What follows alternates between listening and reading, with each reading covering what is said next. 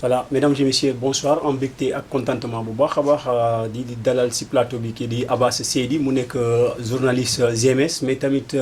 du ma fàtte kenn kii di Kara Yankuba Diémé tamit mu nekk journaliste chroniqueur Voix du Sud et tey en mbégte ak contentement bu baax a baax surtout ñëw waxtaan si lu xamante ne club sport ku wax club sport wax lu xamante ne waxtaan yëfu sport la donc tey dinañu waxtaan si ponc yu xamante ne surtout polémique boo xamante ne am na si lu xamante ne booy la liste de l'équipe nationale du Sénégal mais tamit bu ñu si jógee dinañu waxtaan si loo xamante ne coupe du monde gis nañu tirage bi gën na mais tamit loolu bu jàllee dinañu waxtaan si loo xamante ne mooy la ligue professionnelle de football sénégalaise am mbégte ak contentement Abass ma lay nuyu bu baax a baax. maa ngi lay fay hélas en tout cas un plaisir de vous retrouver encore sur ce plateau di nuyu également Kara Yankuba di nuyu l'équipe technique tout le monde am mbégte en tout cas nekk fii ci club sport. Retrouver mon ami là. Je pense que depuis la défaite, j'ai pas mis les pieds ici. Hein. Alors, je profite également de l'occasion de les féliciter. La défaite, elle a été lourde et difficile quand même à annoncer. C'était 7 buts à 1, ce là. 7-1. 7 buts à 1. Alors, de les féliciter en tout cas, de féliciter toute l'équipe. Et de les voir, on voudrait quand même dire sur nos revanches, Inch'Allah, le 31 décembre, ou bien la veille, le 30 décembre. Comme ça, on va célébrer ça le 31. On se réveille le 1er, et puis voilà, ça reste comme ça. Donc, de le Kara, de également réitérer le plaisir, bien sûr, de vous retrouver une fois sur ce plateau. Voilà, merci beaucoup, Loulou, certainement. Kara, dina tontu. Kara, nuyu naa. Voilà, maa ngi lay fay maa ngi lay fay di nuyu tamit Abass di nuyu en tout cas ñi nga xam ne ñoo nekk derrière les caméras groupe Amadou di nuyu tamit internautes ñi nga xam ne ñu ngi ñuy suivre un peu partout donc dans le monde voilà donc su fekkente ne en tout cas bon waruma tontu Abass mais c'est normal quoi parce que marche boobu noonu war nañ ko waxtaane après marche bi mais yàlla donc dafa dogal c'est vrai donc dañoo am victoire nekk li nga xamante donc initiative bi laay njëkk en tout cas vraiment magnifié voilà loolu moo wane en tout cas ñu tous voilà malgré on est dans de différents organes mais nous sommes des frères et des sœurs te boo gisee marche bi nuñ ko doxalee en tout cas da ngay xam ne voilà ñii ce sont des frères ñun ñëpp dañoo xam ne ñu on est dans le même métier donc il va falloir ñu xamante après voilà ku nekk miinu moromam bu boobaa soo amee en tout cas vraiment soxla si sa morom wala nga dajee fenn ak si sa morom wala par ñaanuma ko yàlla nga dégg sa morom mu ngi si mëla wala si mbettee sax nga mën koo jege en tout cas ñu xam ne en tout cas nous sommes dans la même famille. Effectivement, merci beaucoup à Kara Yankuba Diémé donc comme lu ma ko waxee à chaque fois tey nag Abass dañuy waxtaan ci loo xamante ne surtout le retard la liste de l'équipe nationale du Sénégal mais tamit di si ginnaaw retard bi tamit nañu waxtaan si polémique boo xamante ne am na ci équipe nationale Sénégal mais tamit loolu dinañu si waxtaanaat encore lu leneen loo xamante ne peut-être dinañ ne loolu moo indi retard yi parce que FIFA bi joxe woon na le 11 ñu tëbalaat ko ba le 15 donc seet loolu tamit bokk na si lu xamante ne loolu mooy retard Abass te ñu gis l'équipe nationale du Sénégal ñëpp ku nekk muy xaar liste équipe nationale ba léegi gën na bëgg ban jàngat nga am. Et bon, liste bi déjà bon les sources également qui nous informent am na ñu ñuy wax ni liste bi envoyé nañ ko CAF parce que aujourd'hui c'est dernier délai bi tey la ñu war a joxe dernier liste yëpp normalement à 23h59 toutes les équipes qualifiées pour l'édition 2025 Maroc dañu war a yónnee seen liste et on nous a informé que Pape Thiaw a envoyé la liste du Sénégal c'est ce que je trouve quand même contradictoire déjà la liste est envoyée alors qu'elle n'a pas été quand même publiée au Sénégal donc officiellement on n'a pas encore entendu la déclaration bien sûr de cette liste il faut quand même signaler que am na li nga xamante ne moom la ñu waxoon au début on nous avait parlé que le Sénégal Pape Thiaw allait diffuser la liste c'était le 6. Le 6 effectivement. Le 6 mais malheureusement entre-temps ci dernier moment yi dëgg nañu ñu annulé ko ñu jox ñu comme motif ni ki Pape Thiaw dafa waroon dem New York pour dem assister effectivement li nga xam ne moom mooy tirage au sort mondial 2026 bi moo tax moo repoussé li nga xamante ne moom mooy déclaration bien sûr la publication des eaux retenues pour CAN Maroc 2025 bi. L'un dans l'autre on n'a pas quand même les choses concrètes exactement parce que le concerné qui se trouve être quand même le sélectionneur Pape Thiaw mu nekk entraîneur bi ba léegi génnul wax officiellement ana lan mu retardé li nga xam ne moom mooy suñu liste mais on a quand même des yeux à regarder, on a des yeux pour regarder. Nous sommes des observateurs, on suit l'actualité, on sait également comment se comportent nos internationaux évidemment dans les différents clubs. Donc quand tu regardes comment ça marche, tu te trouves tu vas constater en réalité que dafa am li nga xam ne on a des multitudes, on a des répartitions, pardon, disons les multitudes de blessures. On a Habib Diarra blessé, tout récemment on a Ismaïla Sarr blessé. Nous avons également des joueurs à l'image de Krépin Diatta qui était forfait depuis un bon moment mais qui est revenu avec Monaco tout récemment ñëw na. Donc on a également des joueurs yoo xamante ne tey jii ñu ngi xool ba xam ndax dinañ leen intégrer ou pas. Donc loolu moo tax quand même on a constaté benn retard. L'autre chose bi tax également ñu mun cee taxaw un peu c'est que la FIFA qui se trouve être bien sûr l'instance supérieure bien du football mondial dafa ne woon au plus tard le 11 club bi yëpp dañoo war a libérer seen joueurs yi pour que ñu dem fi nga xamante ne moom mooy CAN. Entre temps ñu dem revoir li nga xam ne moom mooy seen calendrier évidemment je parle des joueurs africains ñu ne dañ koy pousser ba le 15 donc xam nga ni avant-hier mardi c'était la Ligue des Champions. Hier c'était également la Ligue des Champions, aujourd'hui c'est la Ligue Europa ak Ligue Conférence. Donc certainement dañoo xool seen calendrier ñu gis ni quand même bu ñu libérer joueurs yi am na club yoo xam ne dañuy am impact ci ñoom. Bu fekkee dañoo garder woon affaire bi le 11 tey forcément Sénégal fekkee publié na liste bi bu yàgg pour mu xam ne yan joueurs yi ñoo ñëw fekkee kii bi. Mais bu ñu leen may encore timeline ñu poussaat ko ñu amaat ba le 15 peut-être Pape Thiaw dafay garder waat li nga xam ne moom mooy liste bi pour mën koo gën a préparer waat man jàpp naa ni loolu nekk na fay yu tax suñu liste bi tarde. Mais loolu c'est dans le cadre général. Maintenant dans le cadre un petit peu particulier, quand je parle particulier je parle bien sûr de notre pays le Sénégal parce que là-bas il y a la FIFA etc qui décide. Mais au Sénégal lu tax mu yee mooy selon man sama gis-gis c'est que aujourd'hui Pape Thiaw ne veut pas prendre trop de risques. Genre trop de risques mooy le fait de laisser Ismaïla Sarr en rade. Tu sais que Newcastle communiqué et Crystal Palace communiqué na ne Ismaïla Sarr au plus tard le 14 il peut reprendre. Le 14 la CAN c'est le 21. Alors si on publie la liste aujourd'hui alors que Ismaïla Sarr est out, nous sans autant le 14 il revient et qu'il soit en forme entre le 14 et qu'il commence à jouer, on peut ne pas amener Ismaïla Sarr avec nous. La polémique qui tourne maintenant autour bien sûr de la publication de cela, c'est que nous avons entendu qu'il y aurait, bien sûr il faut dire qu'il faut quand même aller dans le conditionnel, qu'il y aurait quand même benn polémique. Ça c'est des sources quand même proches bien sûr de la tanière ñu ko wax. ñu koy yëgal léegi Pape Thiaw dafa bëgg a jàpp 28 joueurs mais que fédération sénégalaise de football mu ngi bloqué wu ci 24 joueurs lu tax Pape Thiaw bëgg a dem ci 28 man selon sama gis-gis mooy aujourd'hui Pape Thiaw voudrait amener peut-être Ismaïla Sarr voudrait amener Habib Diarra bëgg na andi yeneen joueurs yoo xamante ne même bu fekkee dem nañu ba ci biir compétition bi fekkee ça ne va pas après on peut se retrouver avec 24. Nous, bu fekkee ça va aussi mën nañ leen aussi conserver donc ça doit pas être un problème parce qu'on a vu des nations qui ont amené 26, 27 entre autres donc si le Sénégal aujourd'hui décide d'amener 28 je pense que ça ne doit pas être un problème. Maintenant Pape Thiaw a envoyé oui ou non la liste on sait pas encore ce qui est sûr et certain mooy d'ici quelques heures peut-être que la RTS moo am exclusivité bi on va nous donner la publication de la liste des joueurs sélectionnés par Pape Thiaw mais nous sommes quand même en train d'attendre.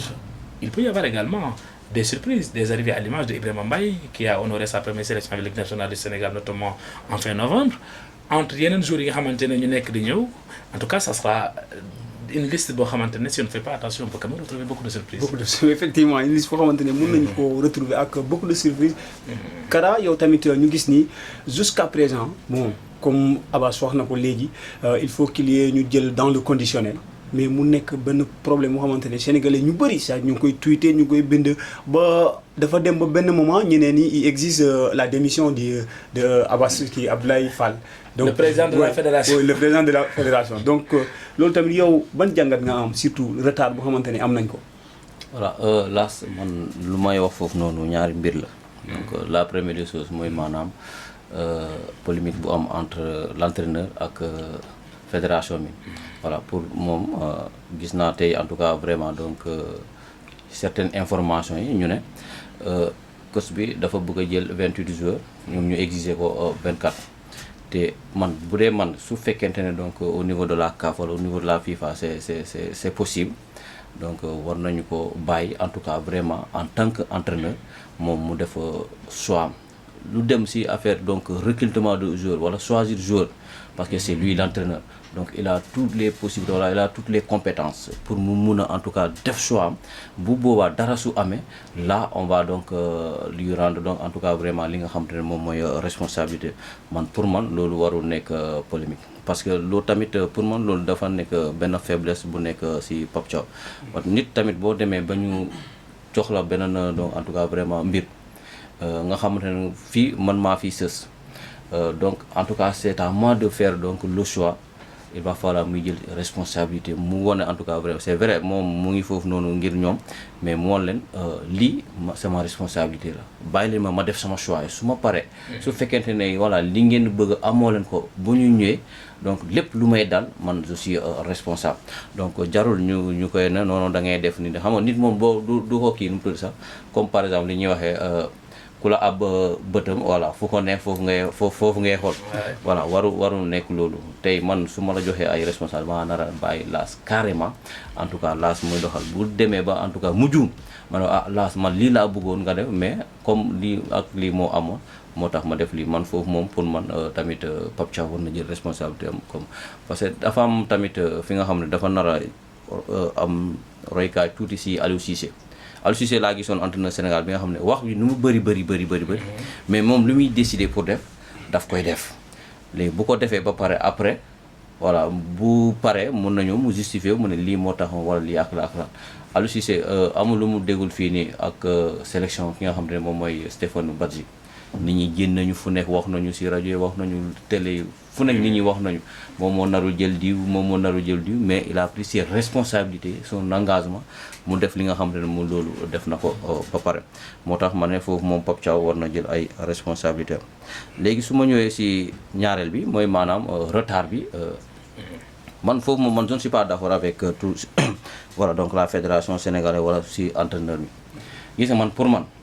bu ñu demee en tout cas tey le 11 tey le 21 mooy maanaam nous avons 10 jours juste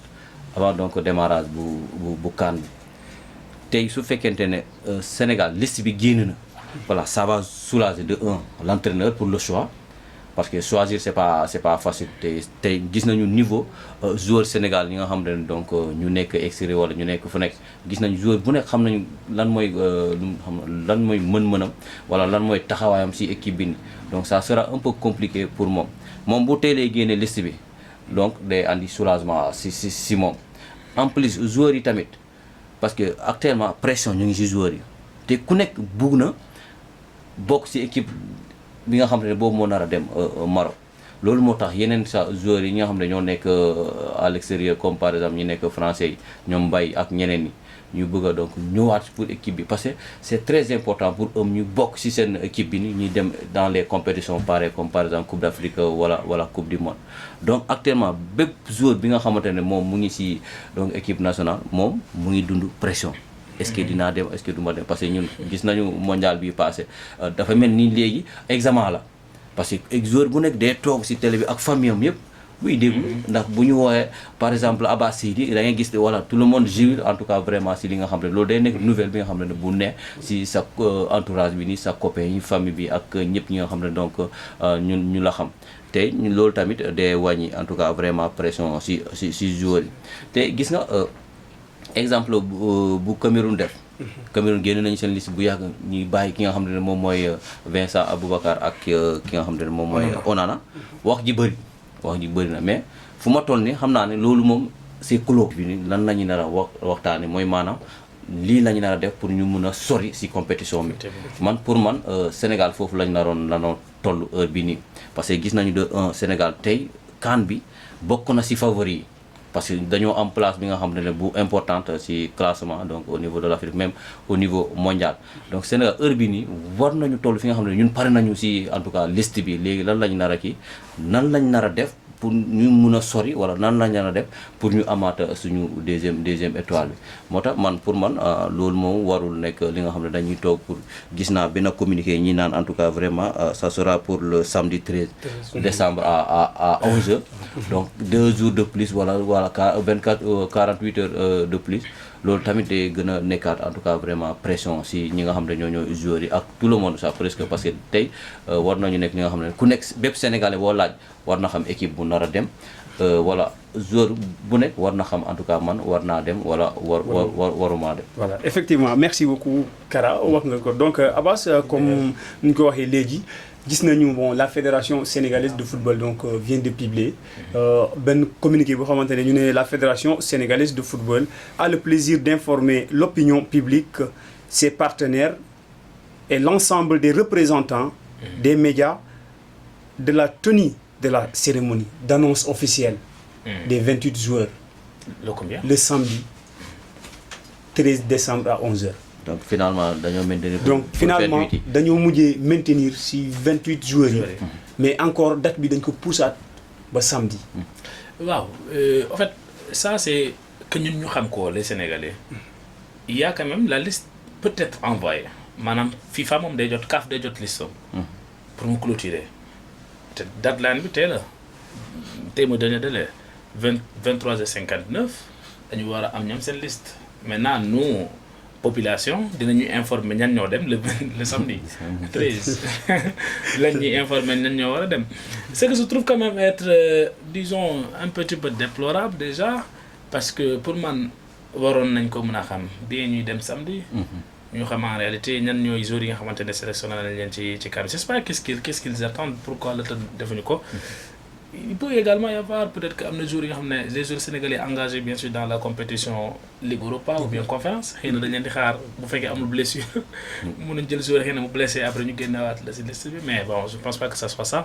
peut-être que ñoom ñoo décidé rek pousse ko mais ak lu ñu mën a wax mooy en tout cas ñu ngi xaar quand même liste boo xamante ne ça va nous permettre ñu dem uti suñu deuxième étoile. Maroc à l'image de plusieurs équipes publié nañu li nga xam ne moom mooy seen liste on a vu Maroc à l'absence de Sofiane Diop nga xamante ne ça a étonné tout le monde Sénégalais yi ñu ngi ko daan xaar mu ñëw Sénégal mais il a décidé de dem Maroc il fait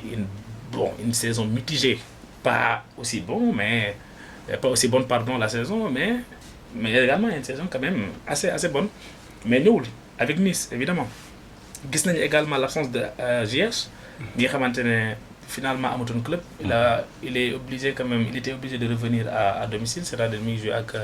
Wydad de Casablanca foofu la dem signer contrat moom Ziyech mi nga xamante ne demoon na Arabie Saoudite ensuite il est revenu Turquie après par la suite mu ñibbi Maroc. On avait également des joueurs à l'image de Boufal gis ngeen ko nu mu meloon ci li nga xamante ne moom mooy coupe du monde bi passé Qatar il a fait quand même une coupe du monde extraordinaire. Mais aujourd'hui dafay manquer bien sûr li nga xamante ne moom mooy la liste bien sûr de Maroc donc boo jëlee également Côte d'Ivoire on a des absences comme Pépé qui fait actuellement polémique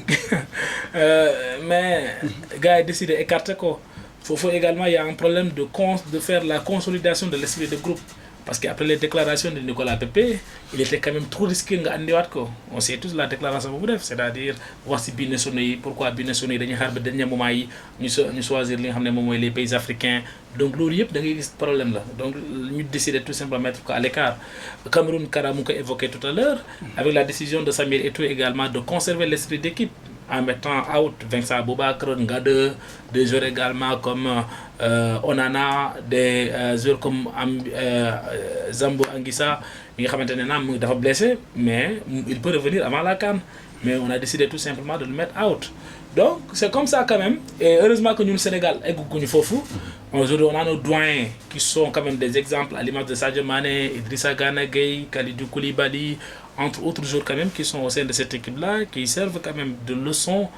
à cette nouvelle génération bi nga xam ne moom mooy ñëw et qui vont également accompagner cette génération à cette CAN 2025 mondial 2026 certainement ça sera dernier délai bi pour beaucoup de cadres mais ak lu mën a am quand même je pense que on peut quand même conserver l'ossature de l'équipe quand je parle de l'ossature c'est Edouard Mendy c'est Kalidou Koulibaly c'est Gana Gueye c'est également Sadio Mané ñoom ñooy ossature équipe bi et je pense que ñooñu dinañ nekk ci liste bi et on attend probablement le retour de Alassane Diao ak Como nga xam ne reprendre na Série A depuis maintenant 2 semaines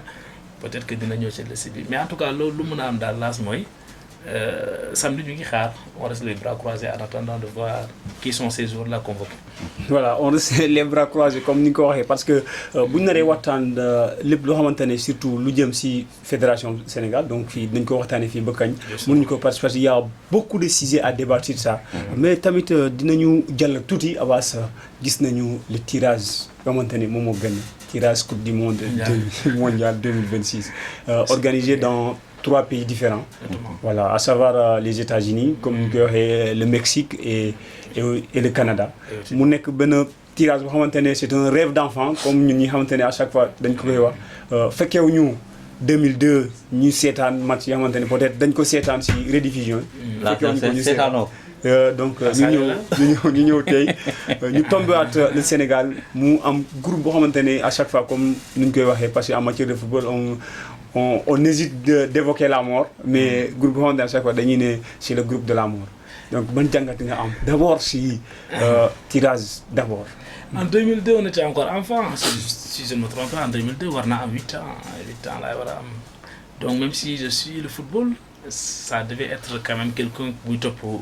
mooy rirandoo que ñëpp dem nañ toog seetaan man également je regarde mais je ne pouvais ni reconnaître quand même bien les jours je ne pouvais ni apprendre bien le. seulement El Hadji Diouf qu'on peut reconnaître en ce moment. Voilà ñëpp xamoon nañu El Hadji Diouf ñoo xamoon nañu Fadiga. waaw moom moo des jours quand même célèbres à l'époque et c'est ça loolu moom moo nekkoon quand même 2002 et aujourd'hui jamono dox na mais on s'est rattrapé quand même au fil du temps on s'est rattrapé. On a également regardé et regardé encore li nga xam ne moom mooy ce match-là gis nañ ci documentaire yi nga xamante ne gars yi def nañ ko ça reste quand même le match historique du Sénégal. La France qui n'est pas également non seulement un pays pour le Sénégal mais la France c'est la mère c'est-à-dire c'est nu ñu ko mën a wax la maison mère du Sénégal la maison mère quand on puisse dire quand même le premier président du Sénégal il est agrégé en grammaire. Il est quand même un instituteur bien sûr français mais également un Sénégalais de bon teint peut-être comme ça on peut dire ainsi pour ne pas trop quand même entrer dans les détails mais un Senghor plus français que sénégalais il faut dire ça la France qui a colonisé également le Sénégal la France également qui a formé nos premiers cadres nos premiers également bien sûr instituteurs un peu partout dans les domaines c'est la France qui moo ñu may loolu aujourd'hui même les règles les voies et règles li nga xamante ne moom la ñuy appliquer France moom moo ñu ko inspiré donc nous sommes benn fils pour France on va jouer également avec notre mère c'est pourquoi quand même d'ailleurs j'ai aimé la déclaration de kii nu mu tudd ça Kun Agüero mu ne c'est l'équipe première face à l'équipe réserve ça fait polémique et ça fait jaser quand même mais ça reste une vérité hein sincèrement ce qu'il faut dire bien sûr de ce tirage là c'est un tirage bu quand même trop compliqué il faut pas que ñu naxante on va pas trop être quand même dans les anges en disant qu'on a les joueurs qu'il faut pour faire face à France pour faire face avec Norvège c'est vrai on a ces joueurs là mais pour dire vrai aujourd'hui la France est l'une des meilleures équipes au monde l'une des meilleures la preuve lors de la dernière édition de Coupe du Monde elle était deuxième face à l'Argentine de Lionel Messi donc quand vous regardez la France il faut pas trop quand même être dans l'impulsion ou dans l'émission dire que door nañu France en 2002 on a quand même les joueurs qu'il faut pour door c'est vrai on a les joueurs ça ne nous disconvient pas sur papier la France elle est 3 fois beaucoup plus forte que le Sénégal 3 fois beaucoup plus forte que le Sénégal parce que quand vous prenez les lignes défensives les différents compartiments bien sûr de cette équipe française aucun joueur je parle pas dans le but de minimiser suñu joueurs yi mais soo jëloon suñu joueurs yi individuellement amul kiy dem titulaire ci équipe bu France amul kenn kiy dem titulaire nga xool France 11 bi ba mu jeex amul kenn ki ngeen ne kii boo ko tegee fii mën na jël place ki donc c'est des joueurs yoo xamante ne quand même calibre international mais nga jël Norvège aussi peut-être c'est l'équipe la plus moyenne si ñi nga xam ne ñoom la ñu war a dajal en attendant peut-être d'avoir soit Bolivie soit Irak ou bien Suriname on sait pas encore il faut pas également se tromper avec Suriname xam nga l'histoire de Suriname je vous dis lu si gars yi xamul mooy Suriname pays seen joueurs yëpp waa Pays-Bas lañ gis nga Pays-Bas soo jëlee ñoom Dumfries nga jël ñoom Clarence Seedorf nga jël seen joueur Barça bu daan sol vert yi noonu nu mu tudd Davis. Edgar Davis. ñooñu maanaam seen origine waa Suriname lañ.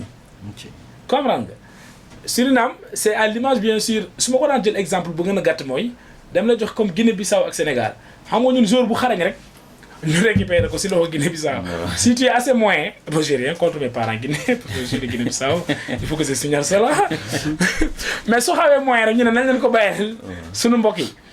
C'est que ça se passe comme ça également côté bee c'est-à-dire les joueurs les plus forts da ngay gis Pays-Bas daf leen di xëcc parce que également c'est pas trop loin et souvent pays la boo xamante ne aussi les nantis yi dañuy génn Suriname ñu dem dund fi nga xamante ne moom mooy Pays-Bas et donc tey jii boo xoolee boo seetaanee bu baax a baax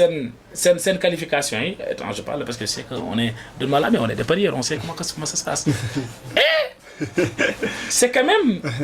pas une mauvaise équipe ils ont quand même de très très bons joueurs yoo xamante ne ça peut faire quand même la surprise mais quand même le Sénégal reste aussi le Sénégal ne c'est pas également n'importe qui on a des joueurs standing mondial à l'image de Sadio Mané deuxième meilleur joueur du monde en 2019 on a également à un moment donné l'un des défenseurs les plus chers au monde Kalidou Koulibaly on a également l'un des meilleurs militaires récupérateurs il y a de cela 5 ans derrière Idrissa Gana Gueye on a également les meilleurs espoirs à l'image de bien sûr Ibrahima Mbaye entre autres joueurs également aujourd'hui Lamine Camara l'un des meilleurs militaires également actuels de sa génération donc on a les arguments pour faire face ak ñi nga xamante ne ñoom ñooy France mais également pour faire face Norvège mais Irak wala keneen waaye man foofu su ma sañoon si ñi dem match si barrage bi nañu am Bolivie moom a gënal su ñu amee Bolivie c'est encore beaucoup plus facile à jouer que Irak xam nañ comment ça se passe Irak c'est une équipe solide compliquée comprendre nga donc quand on a Bolivie dóor nañ ko dóoraal ko on sait très bien comment ça se passe Bolivie ñun ñoo ko man Norvège maintenant il y a Haaland il y a Sørloth il y a Nusa de Leipzig il y a également entre autres également joueurs des joueurs de Premier League quand même ñoo nekkee ci équipe boobu noonu même bu fekkee c'est l'attaque qui est encore beaucoup plus forte que le de ci équipe bi France quand même sunu jeu ak France par exemple ñu si on n'a pas une victoire mais ñu am match nul on peut gagner Norvège suñu gagner Norvège on peut également gagner l'autre équipe donc forcément suñu nekkul deuxième on peut sortir meilleur troisième mais en tout cas y a espoir c'est li nga xamante ne moom mooy tirage bi et je pense que les Sénégalais tey am nañu li nga xamante ne bien sûr moom mooy les arguments juin c'est pas encore yeggagul c'est encore loin c'est dans 7 mois et juste pour compter exactement et donc on a les jours là qui peuvent quand même nous permettre également de rêver si li nga xamante ne moom mooy compétition boobu noonu et yàlla lu ñuy ñaan mooy d'ici là que ñëpp ñu nekk ci forme que jour yooyu yëpp ñu bañ a gaañu que ñu conserver li nga xam ne mooy seen club yi pour que 2026 ñu mun ñu représenter dignement et on a quand même l'espoir. Voilà, merci beaucoup. Kara, toi aussi, donc temps bi bon daf ñu xaw a xooj mais un tirage pas facile pour les pays africains. Voilà, je pense que là c'est ça qui fait le charme du football donc boo déggee compétition haut niveau la mooy maanaam coupe du monde moom moo nekk voilà donc au sommet donc équipe bi nga xam ne bépp équipe buy dem coupe du monde nga xam ne voilà donc doo am li nga xamante ne voilà donc lu yomb comme ni ñuy wax rek ku bëgg akara da ngay ñeme kaani. mooy maanaam damay lekk malheureusement te damay lekk akara kaani comme mais ba mu dul defaral kaani. yow jaabere ngay lekk quoi. Voilà donc là beaucoup équipes africaines yi en tout cas vraiment seen poule yi dafa xaw a nekk ay poule yi nga xamante ne yu am doole donc ça aussi ça va permettre aussi aux Africains parce que tey boo demee Europe bépp club bu mag bu nekk Europe boo fa demee di nga fa dégg tour bi nga xam ne tour africain ki nga xam ne kooku dafa bokk ci yaakaar équipe club boobu noonu donc tey ñoom bu ñu delluwaatee ñu dem Europe pour ñu war a daje ak seen morom ñi nga xam ne ñoo nekkoon ci club warul yomb ci ñoom donc tey Sénégal boo jëlee par exemple pour Sénégal ak France voilà donc day nekk deuxième fois au niveau mondial. Voilà, donc balaa may xuus foofu noonu tuuti en tout cas ça montre en tout cas je suis avec voilà mes deux jeunes frères quoi parce que man mondial 2002 boobu équipe Sénégal mën naa leen lim joueurs yi fa nekkoon parce que ñun dañu ko daan seetaan te maa ngi fàttaliku suñu village bi yëpp si benn suñu koñ la ñu doon seetaane en tout cas tey la am télé waaw lañu seetaan noir et blanc voilà couleur noir et blanc wala bleu wala kii bi ni télé antenne te jamono bi nga xamante ne voilà kuy jege télé bi di defar télé yaay nekk star voilà comprendre ñun jamono yooyu moom seetaan nañu coupe du monde bi da ngay gis ni avant match bi wala 2 heures de temps avant match bi ku nekk di andi sa banc nga ñëw rang place bi ni pour nga mun a am place bu normal si kanam télé bi pour nga mun a kii doo dem foo sax da ngay toog di surveiller sa place bi kuy ñëw nga ne non fii man maa teg wala brique wala banc wala len te c'est bien organisé dañuy lal naat ñu teg banc yu ndaw yi ba ñeneen ñi nga xam ne dañuy taxaw nekk charme bi nga xamante ne voilà ñun fekkee nañu ko te en plus bu ñu amaatee sens yàlla nañu yàlla may gudd fan ba booba pour ñu fekkaat en tout cas li nga xam ne loolu mooy donc day nekkaat beneen histoire dans le football sénégalais donc Sénégal ak France man sama avis moom bon mun naa ne teel na pour ñu mun a en tout cas vraiment juger match rencontre bi mais après CAN bi la ñu gën a xam exactement Sénégal est-ce que mun na donc en tout cas sëgg ak ki nga xam ne moom mooy France donc tey la performance de l'équipe nationale du Sénégal au niveau donc de la CAN bu ñu gisee en tout cas Sénégal def na prestation bi nga xam ne voilà ñëpp mun nañ siy coow nañu naan en tout cas France ñu ngi ñëw xaal nañ ñu ñëw en tout cas ñu jëlaat lu ñu moom mais man ragal ma équipe France parce que su ma ñëwee tout au niveau donc technique boo demee si milieu terrain yi ni en tout cas les milieux de terrain de France ne sont pas meilleurs que en tout cas vraiment les milieux de terrain du Sénégal en tout cas en attaque même chose parce que ñoom bu ñu amee ñoom Mbappé ak ñeneen ñi ñoom Ousmane Dembélé ñun am nañu ñoom Kalidou Koulibaly ban def attaquant la mënul gérer si àdduna donc ñoom bu ñu amee wérgu yaram ba ñu nekk si forme ba coupe du monde bi da ngay gis ni en tout cas vraiment France waruñu dóor te bu ñu góorgóorle dañuy def confirmation mais quant aux autres équipes en tout cas vraiment ce sont des équipes les plus compliquées à jouer équipe bi nga xam ne amul star am équipe boobu noonu ku nekk day jouer pour voilà pour équipe bi mais tey boo jëlee France war ñeneen mun nañu jouer pour ñu mun a yóbbu Mbappé ci kanam pour wala Dembélé pour en tout cas ñu bokkaat si li nga xam ne moom mooy course donc meilleur joueur pour le Ballon d'Or mondial mais genre équipe yi ni dañu naan voilà en tout cas ñun comme suñu équipe pays bi touram feeñagul au niveau mondial donc il va falloir ñun ñëpp ñu sacrifier ñu joxe à fond pour ñu mun a en tout cas yóbbu suñu pays bi fi nga xam ne ñëpp foofu la ñuy réeré. voilà merci beaucoup Kara donc ñu ngi signalé ne temps bi daf ñu waxoon Abass dinañ la bàyyi surtout nga joxe sa dernier kaddu ce fut quand même un plaisir vraiment ma jaar fii ci nga xam ne moom mooy plateau bi di la jaajëfal yow Lass di jaajëfal également Kara l'équipe technique tout le monde ak ñi nga xam ne ñoo nekkee ci régie bi mais di wax ni quand même nous avons vraiment beaucoup d'ambition comme Kara nu nga ko waxee mais mondial bi c'est pas trop man France moom mën nañ doon ñëpp mais sa France vous avez devant Mbappé l'un des meilleurs joueurs actuellement le meilleur attaquant le meilleur dribbleur Olysée entre autres Désiré Doué le meilleur espoir bien sûr actuellement français. le Ballon d'Or. Ballon d'Or Ousmane Dembélé en tout cas li ñu mën a wax mooy ce qui est sûr et certain nañu woo ñoom Kounkandé jàppal ñu Mbappé Haaland également on a quand même am nañu fort boobu on peut le faire sinon quand même di jaajëfal ñëpp ñi nga xamante ne ñoo ñu daan seetaan et am mbégte encore une fois teew fi. merci beaucoup Abass Kara yaa ko wax. voilà là ça maa ngi lay en tout cas gërëm di gërëm Abass ñi nga xam ne donc il a accepté l'invitation malgré en tout cas jot bi mais il s'est sacrifié pour mu mun a en tout cas ñëw participer si li nga xam ne moom mooy émission bi voilà mu loolu weesee en tout cas lu ma xaw a métti tuuti mooy maanaam temps bi la quoi parce que war nañu waxtaan si li nga xam ne moom mooy championnat sénégalais voilà surtout suñu club bi nga xam ne Casa Sport ren mu ngi def benn performance parcours bi nga xam ne donc c'est une chose à saluer 6 matchs 3 victoires et 3 matchs nuls en tout cas à chaque fois à domicile de récupérer les 3 points bu demee à l'extérieur bu mënul jël 3 points bi mu am foofu benn point mu ñibbi ak moom en tout cas nekk li nga xam ne donc ils sont toujours dans la course pour nekk au top bu loolu weesee en tout cas ma nuyu suñu en tout cas vraiment ñi nga xam ne ñoo ñooy suñu internautes yi mais du ma fàtte ñi nga xam ne ñoo nekk en tout cas derrière les caméras le technicien Amadou voilà donc moom moo nekk si réalisation bi maa ngi koy nuyu bu baax a baax bu loolu weesee may nuyu ñëpp en tout cas vraiment di nuyu waa ASCAPS. voilà merci beaucoup. donc Abass yaa ngi andiwaat encore beneen débat suñu zone bi dem beneen zone. kon am naa nañu tegaat benn match amical.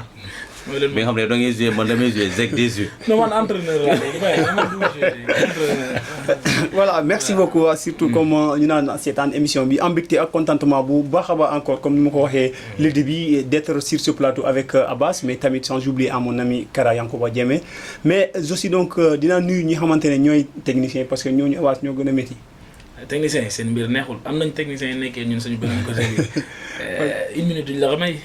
nii njëkki saa yi nga gis nii la ñuy gën a tàgg nga woo ñu commencé dugal générique bi si suuf. Voilà donc ñu nuyu ñi xamante ne ñooy techniciens yi ki xamante ne Kevin tamit mooy fii ñu nuyu tamit Amadou Goudiaby mais tamit Aladji Barcelone à chaque fois bon je serais obligé de dire Barça mais tamit nuyu Adama Sagna donc am mbégte ak contentement bu baax a baax comme Kara ni nga ko waxee certainement beneen émission dinañu waxtaan ci loo xamante ne lu jëm si équipe Casa Sport surtout Ligue des Champions surtout bon Ligue des Champions nañ ko laal mais tamit dinañu waxtaan ci loo xamante ne lu jëm si équipe Casa Sport bi la certainement dinañu am benn cadre Casa Sport mi toog fii parce que mënuñu comprendre Casa buy jouer à chaque fois extérieur mu niil à domicile mu gagné parce que loolu tamit képp ku bëgg a gagné championnat donc il faut tamit des fois nga dóor match yi nga xamante ne da nga voilà il faut bon voyager quoi ok merci beaucoup à vous tous maa ngi leen di nuyu di leen gërëm encore bu baax a baax